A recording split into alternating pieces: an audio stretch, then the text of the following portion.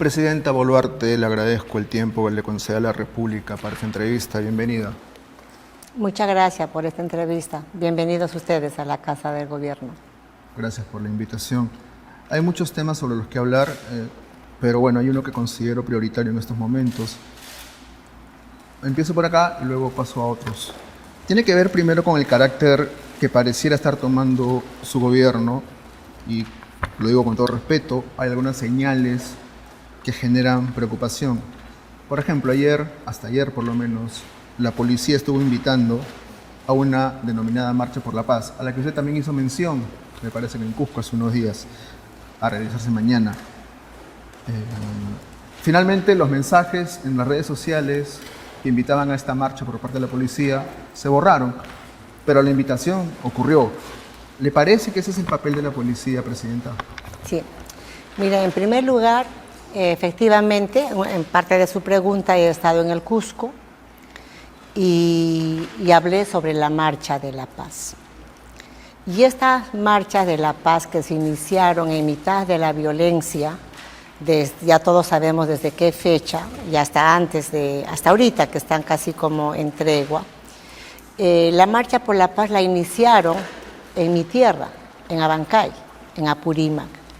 Y esta Marcha por la Paz, iniciada de manera natural por la ciudadanía en Abancay, Apurímac, ha sido tomada también en otras regiones del Perú. Cuando yo hablo en el Cusco, a la invitación a esa Marcha por la Paz, estaba tomando estas acciones de propia iniciativa de la comunidad, de la sociedad civil. Efectivamente, la policía ha sacado una convocatoria también. Yo lo único que puedo decir al respecto es de que la policía, ellos son instituciones tutelares que deben de cuidar la tranquilidad de nuestra sociedad. Creo que ya han retirado su tuit y en buena hora, ¿no? Porque ellos, supongo yo, en esa mirada de querer la paz, la tranquilidad, porque creo que eso es un interés de todos nosotros, excepto de este pequeño grupo de ciudadanos que todavía se están convocando para este 4 de enero para nuevamente retomar sus marchas de protesta. Constitucionalmente están paradas las marchas de protesta.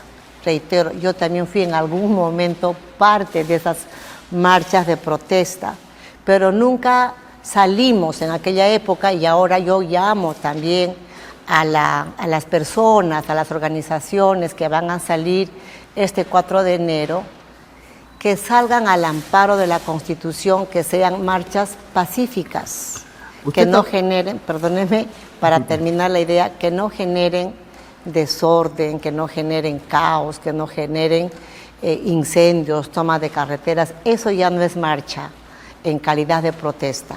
Eso ya es salirse del marco legal. ¿Usted autorizó la convocatoria por parte de la policía a la marcha? No estaba enterada. ¿No estaba enterada? No estaba enterada. ¿Fue una decisión del propio ministro Rojas entonces? No sabría qué decir. Yo anoche me he comunicado con el ministro justamente en ese interés de que él estaba viajando a Puno en la búsqueda del diálogo.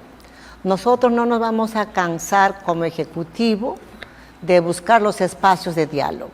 Hemos estado en el Cusco justamente en coordinación con el Consejo Nacional de Prensa Local y Regional, para que a través de ellos, a través de los micrófonos y las cámaras de ellos, podamos informar a esa población que está teniendo una idea tergiversada de lo que ha pasado con el expresidente Pedro Castillo y en la sucesión constitucional de Dina Boluarte. Hay mucha mala información, de pronto por algunos líderes malintencionada, la información a nuestras hermanas y a nuestros hermanos del sur, y nuevamente yo reitero a través de la República que la sucesión constitucional, la que yo he asumido, ha sido en esa responsabilidad que la Constitución me llama luego del golpe que propuso el expresidente Pedro Castillo. ¿Va a asistir a la Marcha por la Paz del 3 de mañana? No, nosotros estamos abocados más bien en coordinar tareas para que si el día 4 salen estas señoras, señores a protestar, que éstas sean en paz, en tranquilidad, que no generen caos, violencia. Nuestra tarea es coordinar el trabajo para que estas marchas no excedan como lo que ha sucedido días anteriores, cuidando sobre todo la vida, la salud y los derechos humanos, que no deban ocurrir más muertes. Ahora vamos sobre ese tema. De acuerdo, la sucesión constitucional que a usted la upó al poder es perfectamente legítima. Creo que ahí ese es un tema indiscutible. Sin embargo, sí es verdad que otro punto que reviste mucha preocupación tiene que ver precisamente con la represión contra las marchas que empezaron a sucederse luego, repito, de su asunción constitucional y legal. ¿No es momento de pedirle perdón a las familias de las víctimas, Presidenta? Mire, en reiteradas oportunidades, y esta no sería la excepción, yo he dicho a las familias, lamento mucho, me duele en el corazón el fallecimiento de estas personas. Dina Boluarte no provocó la violencia. El día que juramenté, ese 7 de abril, y nuevamente reitero, nadie sabía, ni los congresistas, ni Dina Boluarte, ni los propios ministros que estaban en ese momento en el Ejecutivo, sabían que se venía un golpe de Estado promovido por el expresidente Pedro Castillo. En consecuencia, ¿yo cómo iba a saber toda esta violencia que luego vino? Mi única tarea, y no ha sido fácil, reitero, a través de ustedes, la República, para el Ejecutivo no ha sido fácil tomar las medidas de declarar estado de emergencia nacional, porque para nadie no está dicho o visto que estaban 5 aeropuertos tomados. Pero no es momento de decirle perdón, más allá de decir, lo lamento, decirles perdón a las familias. Yo creo de que no hay ninguna dificultad en decir perdón, lo siento a todas las familias, y es más, en esa mirada y en ese dolor que yo siento como mamá, como hermana, como mujer, ayer salió ya una resolución donde estamos conformando una comisión donde están diversos ministerios, pero también está la Defensoría del Pueblo, para que podamos ser solidarios con las familias que están ahora por la pérdida de sus familiares. O sea, no estamos ajenos al dolor de ninguna manera. Presidenta Boluarte, ¿usted asume alguna responsabilidad política, por supuesto, por esas muertes en la cadena de mando? Usted, como bien lo sabe, como presidenta constitucional, insisto en esto, es la jefa suprema de las Fuerzas Armadas. ¿Asume alguna responsabilidad política en estas 28 muertes? Mire, nosotros como Ejecutivo hemos dado todas las facilidades al Ministerio Público para que puedan hacer una investigación totalmente transparente.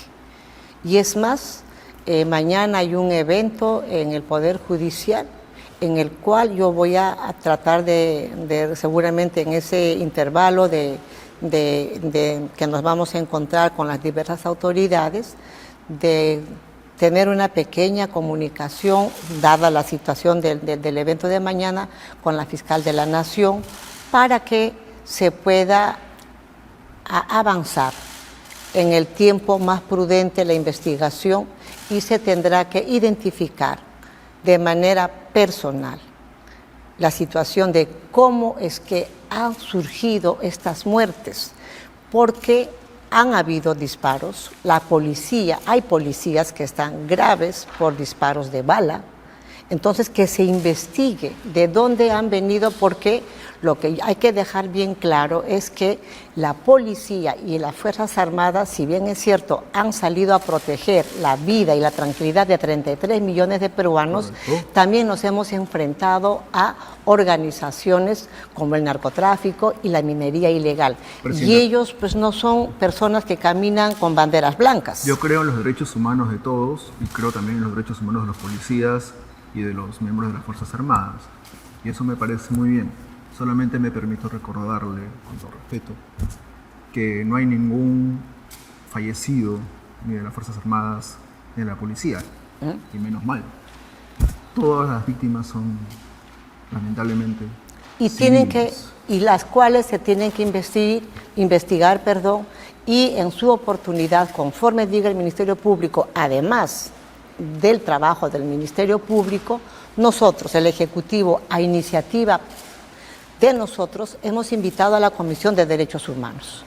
Okay. Ellos han estado acá, yo me he reunido con ellos, el Premier se ha reunido con ellos, han ido a Ayacucho, a quienes se les ha brindado todas las facilidades del caso, y además hemos vuelto a invitar al alto comisionado para que pueda venir y concluir esta en un informe final.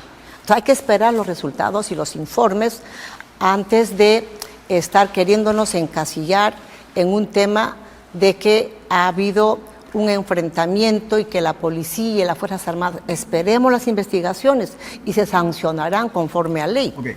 Lo concreto y el dato fáctico, con cargo a que vienen las investigaciones, eso es verdad, pero el dato fáctico, concreto, real, numérico, si quiere, aritmético, es que hay 28 muertes civiles. Insisto en mi pregunta, ¿el gobierno, usted asume alguna responsabilidad política en este asunto? Son 28 Mire, ciudadanos. nosotros como Ejecutivo y yo como Presidenta hemos tomado las decisiones necesarias para salvaguardar la paz, la tranquilidad y la vida de 33 millones de personas, quienes han llevado a la violencia, quienes estén detrás de esta violencia, quienes hayan dicho vamos y quememos, vamos e incendiemos, vamos y tomemos aeropuertos, ellos serán los responsables. Okay. O sea, acá no podemos estarle poniendo toda la responsabilidad al Ejecutivo, porque nosotros no hemos dicho, oiga, salen a la calle y tomen aeropuertos, oiga, salgan a la calle e incendien acá, incendien allá, tomen la calle. Entonces, tenemos que mirar en la amplitud. Yo creo que la prensa no puede venir a decir usted. ¿Y qué hay del otro lado de la violencia? Quienes han generado la violencia, ellos son los responsables. Y si detrás de ellos, como se dice, hay congresistas, hay líderes y hay políticos que están asusando a que la población comunicada, informada, deliberadamente distorsionando la historia, que asuman su responsabilidad. Presidenta, ¿cuál fue la orden exacta que le dio a las Fuerzas Armadas cuando ordenó el estado de emergencia? Las indicaciones necesarias fueron, mire, si están saliendo, hay esta violencia, y además yo ya lo declaré al día siguiente, pueden usar las bombas lacrimógenas a manera disuasiva, ni siquiera usen lo que está permitido por la ley, los perdigones de goma, que no son letales, pero sí pueden causar impacto. Ni siquiera usen eso. Esas fueron mis indicaciones.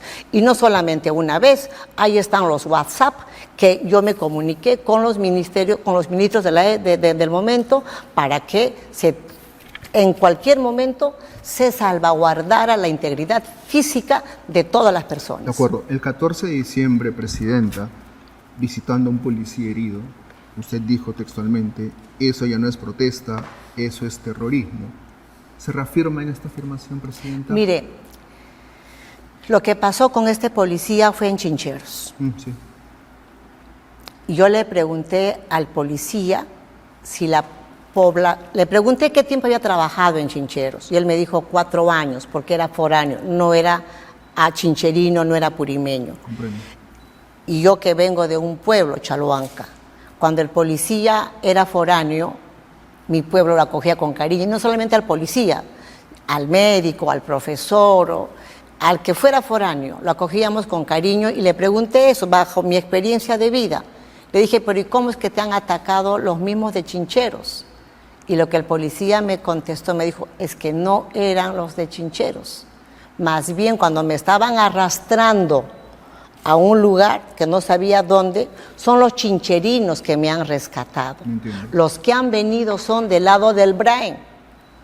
Han entrado en camionetas desde el Brain para atacarnos. Y ahí nosotros sabemos que en la zona del Brain todavía hay un residuo se dice, de Sendero Luminoso, del señor, un narcosenderista, que es este señor Quispe Palomino. Entonces yo me refería a ese grupo de sendero que está dentro del BRAE, no a la población de Chincheros, no a mis hermanos apurimeños, a quienes yo desde acá les envío mis saludos y mis cariños y la posibilidad de seguir conversando, dialogando, para que podamos todos encontrar la paz. El diálogo es importante y por eso este tipo de dinámicas creo que son necesarias para que la gente pueda escuchar sus respuestas. Y en ese espíritu, insisto con este tema que me parece muy relevante. Usted me acaba de decir hace unos minutos que los responsables son quienes tomaron los aeropuertos, etcétera, etcétera, etcétera. Esas han sido sus palabras textuales. Presidenta, ¿conoce a qué se dedicaban, por ejemplo, las víctimas en Ayacucho? ¿Cuáles son sus profesiones? No, por eso es que se tiene que investigar. Yo no podría adelantar opinión por las informaciones no oficiales que puedan estar saliendo en redes, por ejemplo. En medios. Y en medios. Pero los familiares por ejemplo, de las permítame, víctimas... esta mañana, yo ayer veo un video en YouTube, porque por ahí se viralizan muchas cosas, y decía, las Fuerzas Armadas a golpes están matando a los pobladores. Entonces yo inmediatamente llamé esta mañana al ministro de Defensa. Y me dice, presidenta, ese video es de hace años y de Guatemala. Ya, okay. Entonces, por favor, tampoco estemos malinformando a través de las redes y de los videos. No malinformo, presidenta. No le digo a usted, sino me refiero a esta información malintencionada que camina por las redes, y no podemos estar estigmatizando tampoco el trabajo de las Fuerzas Armadas que está viniendo en salvaguarda de la vida de los 33 millones de personas. Pero yo no minimizo el trabajo de las Fuerzas Armadas. Lo que ocurre es que estamos hablando de personas civiles muertas en circunstancias muy trágicas. Sí. Por ejemplo, Leonardo Huanco, él perdió la vida en Ayacucho. ¿Sabe a qué se dedicaba Leonardo Huanco? No, porque tiene que haber un informe oficial, tiene que haber un informe del Ministerio Público, por eso no adelantemos su opinión. Las circunstancias en que estaba el señor allí, qué pasó, o sea, tenemos que investigar todo. Rojas. No voy a adelantar opinión hasta que no sea la fiscal de la Nación o esta comisión de derechos humanos que han venido acá al país, para que del extracto de esa información, yo como presidenta, además, mi función es de alta responsabilidad. No puedo adelantar opinión si es que no tengo algo oficial entre manos. Es información simplemente recolectada a partir de lo que dicen los propios familiares. Jonathan Mendoza trabajaba en maquinaria pesada, cuidaba a su madre enferma de cáncer avanzado. Clemen Rojas fue soldado, quería estudiar en el Senati y su pretensión era simplemente abrir un taller. Christopher Ramos ayudaba en el cementerio de Huamanga para reunir dinero y comprarse una moto para trabajar con ella. Es información que han proveído los propios familiares de las víctimas. Josué Sañudo había terminado sus estudios universitarios. Hacía cosas para sobrevivir. Sí, ¿le parecen los perfiles de terroristas? Esa es mi pregunta. Perdón.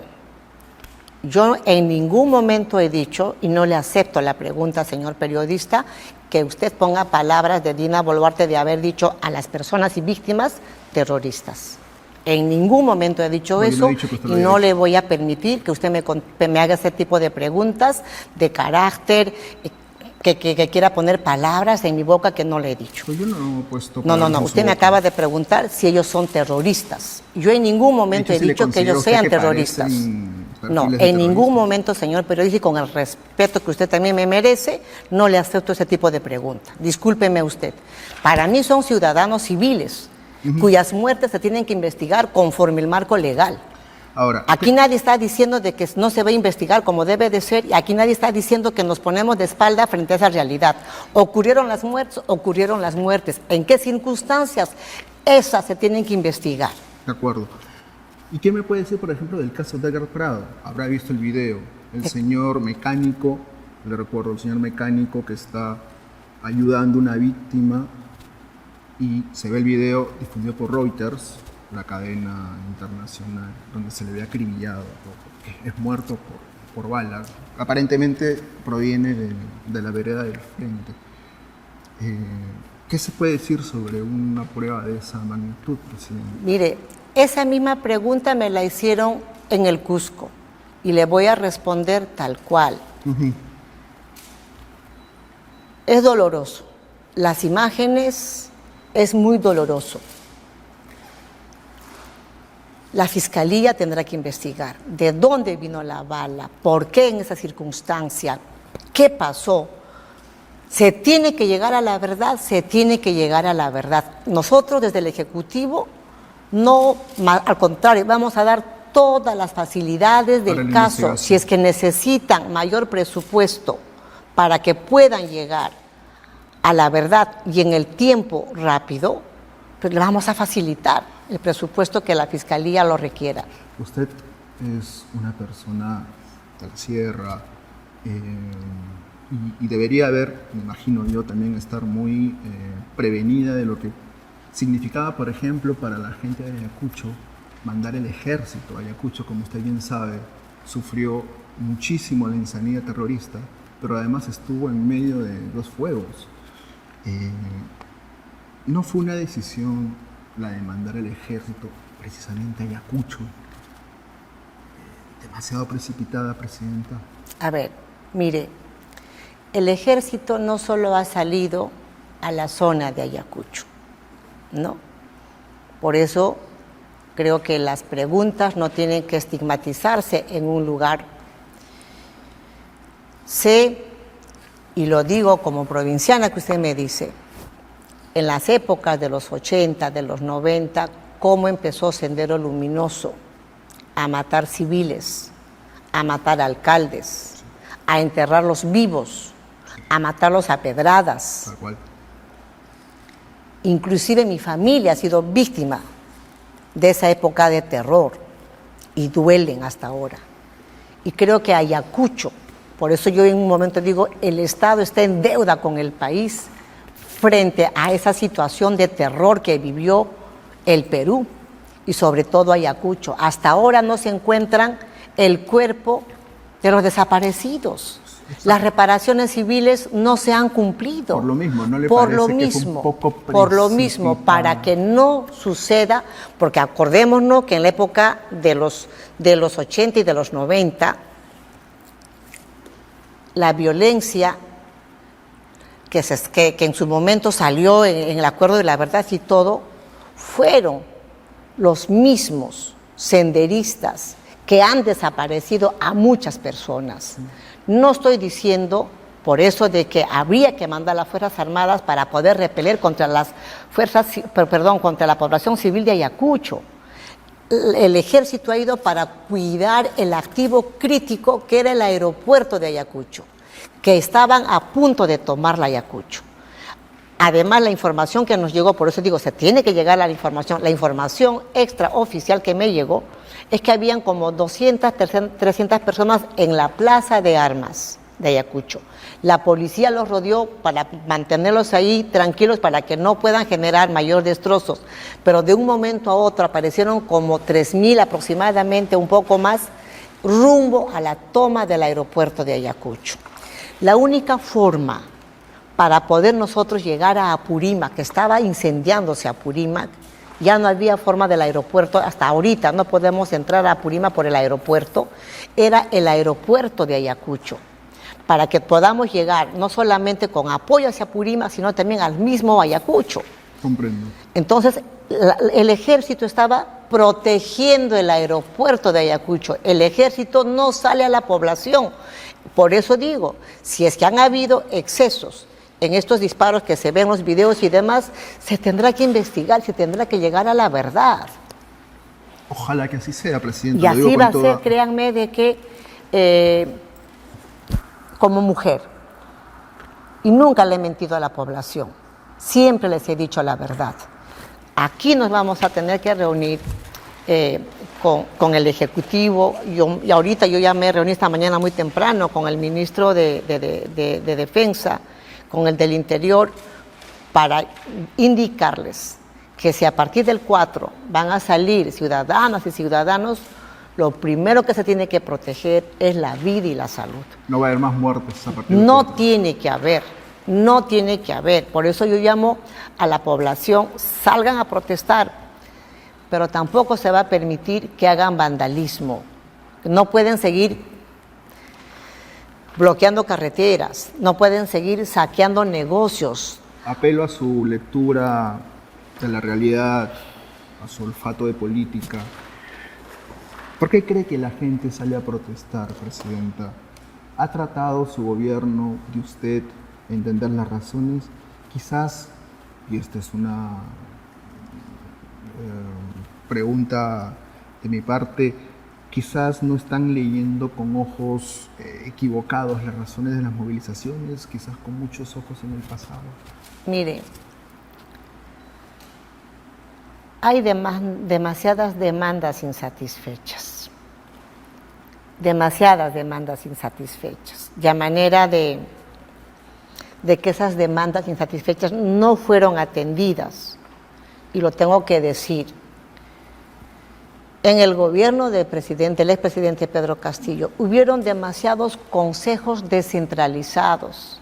Inclusive viajamos hasta 2 veces por semana para hacer consejos descentralizados.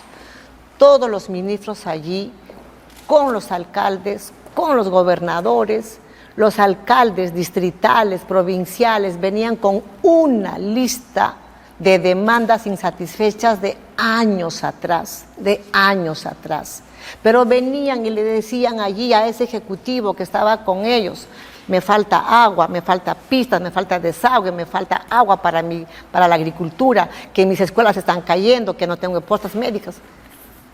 Y allí cada ministro era como que, no todos, como que estuvieran en campaña electoral. Ofreciendo cosas que no se podían realizar. Ofrecían el oro y el moro, y el ministro de Economía me miraba, nos mirábamos y sencillamente decíamos: esto no puede ser. Y el mismo expresidente Pedro Castillo debajo de la mesa decía: doctor, ¿y con qué plata? Yo le decía esto. Eso es lo que están reclamando la población. Les han vendido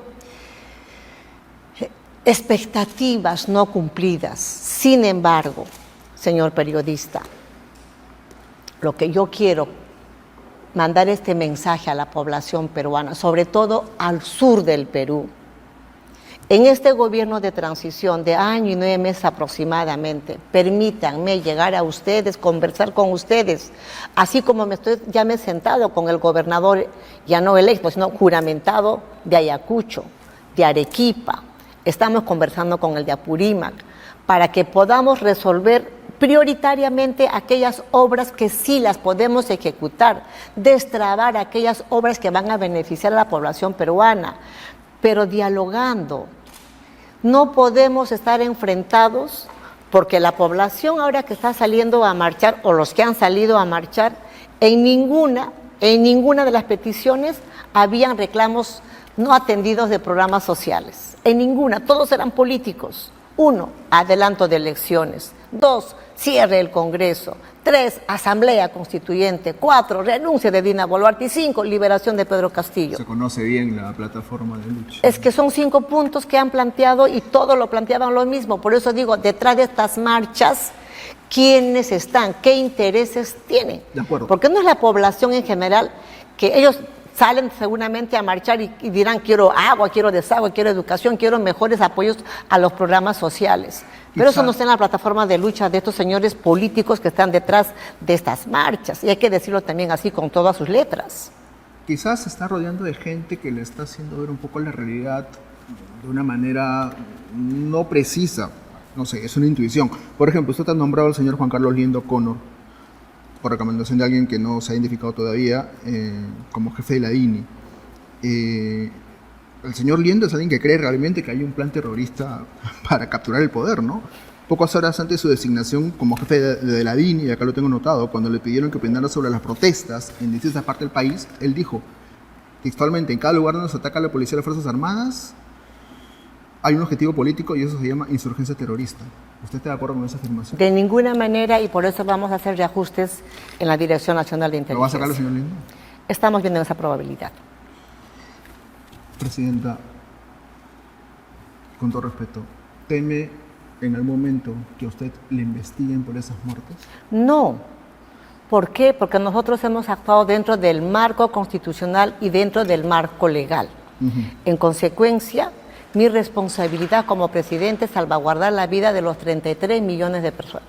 De acuerdo.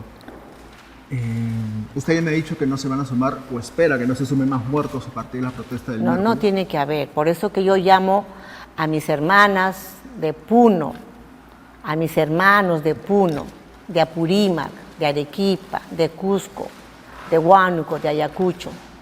Está bien, yo entiendo y soy parte de vuestras luchas justas. Miren, quien les habla es una mujer provinciana, de izquierda, que quiere que todos podamos conversar, dialogar.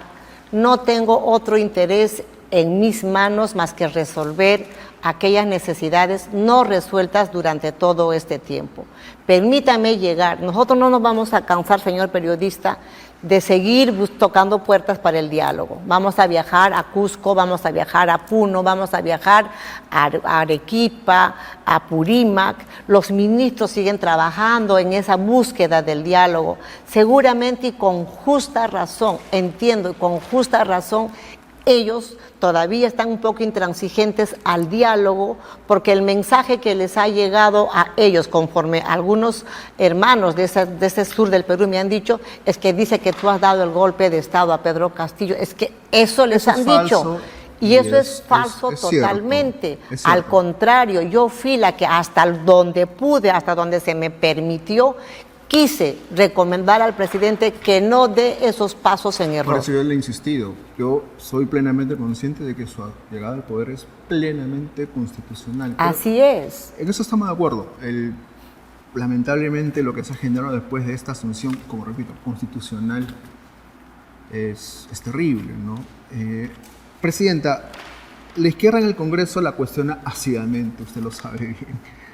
Parece que se lleva mejor, digamos, con la derecha en estos momentos.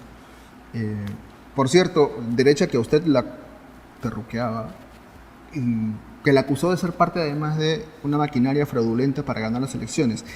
Entiendo que la política a veces exige decisiones muy difíciles, yo lo sé.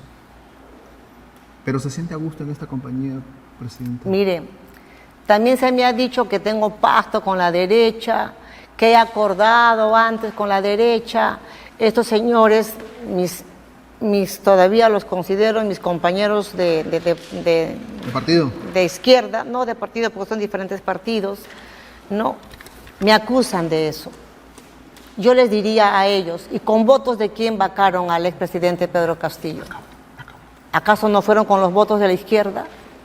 Aún el expresidente Pedro Castillo hubiera dado el golpe de Estado si ellos, los de izquierda, no votaban a favor de la vacancia o se abstenían y eran firmes en defender a quien ahora dicen que está preso injustamente, pues no lo hubieran vacado.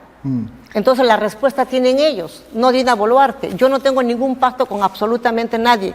El único pacto que tengo, señor periodista, es con la población peruana y quiero trabajar por ellos. 4 preguntas finales porque ya me están diciendo que se me acabó el tiempo. Presidenta, ¿qué piensa de la ley 31520 sobre la SUNEDU? ¿La debilita o no debilita la SUNEDU? Mire, acabo de conversar con el ministro de Educación.